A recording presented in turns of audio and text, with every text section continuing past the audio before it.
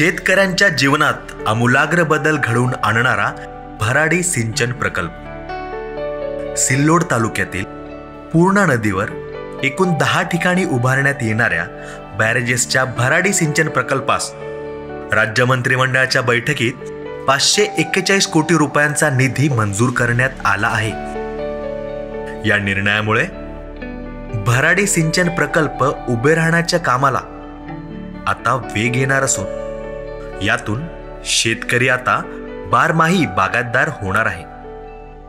मंत्री अब्दुल सत्तार यांनी याबाबत शासनाकडे सातत्याने पाठपुरावा केला होता। अखेर त्यांच्या पाठपुराव्याला यश आले असून मतदारसंघाला आता जलसमृद्धी लाभणार आहे।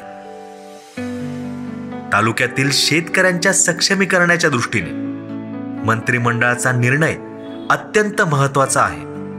541 कोटी रुपयांच्या या प्रकल्पात पूर्णा नदीत 42 किलोमीटर अंतरावर एकूण 10 ठिकाणी बॅरेजेस उभारण्यात येणार आहे। यातून जवळपास 1500 हेक्टर क्षेत्राला सिंचनाचा लाभ होणार आहे।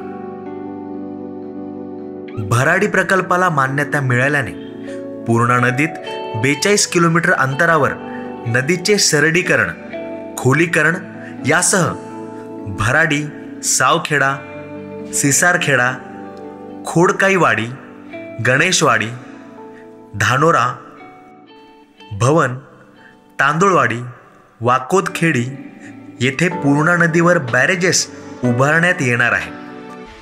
पूर्णा नदीपात्रात मंत्री अब्दुल सत्तार स्वतः अधिकाऱ्यांसोबत जवळपास 15 किलोमीटर पायी चालून त्यांनी सर्वेक्षण केले होते।